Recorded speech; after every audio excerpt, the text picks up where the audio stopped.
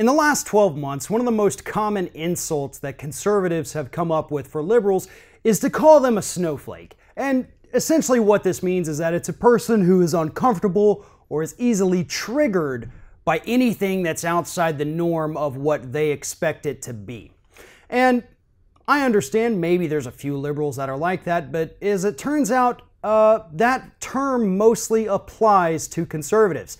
Case in point, Vice President Mike Pence, who spent $250,000 taxpayer dollars this past weekend just so that he could walk out of an Indianapolis Colts game because some of the players didn't stand for the national anthem. Apparently, Vice President Mike Pence was so triggered by this event that he decided to stage his own protest, which he's perfectly entitled to, and walked out of the stadium, said, "To hell with the game, I'm not going to sit here." Well, again, he's perfectly entitled to walk out of the game. He's entitled to protest any way he wants, but not on the taxpayer's dime. You see, that's where the problem arises. This was a $250,000 publicity stunt that Republicans are actually now using to fundraise for their campaigns. But all that aside, it really shows that Mike Pence is the ultimate conservative snowflake in this country right now. Because let's not forget, Mike Pence is the kind of guy who will not sit down at a restaurant table with a woman who is not his wife if his wife is not present. That's not necessarily a religious thing. I know he claims it is, but it's really not. That's more of a, I have a deep-seated psychosis that needs to be checked out by medical professionals. Also, I'm a snowflake.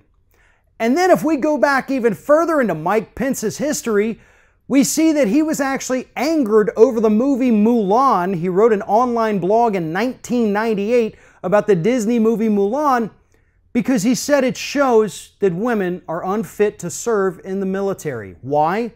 Because Mulan, the female character of the movie who pretends to be a man in order to join the military and ultimately saves China, she fell in love with her superior officer. That's the issue that Mike Pence had with that Disney movie, so much so that he felt the need to get online and complain about it. Conservatives are the real snowflakes here.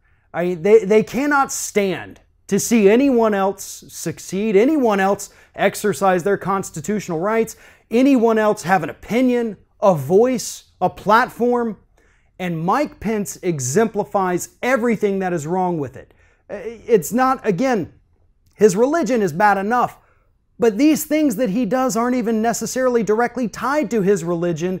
It's just something that's gone wrong in his own brain.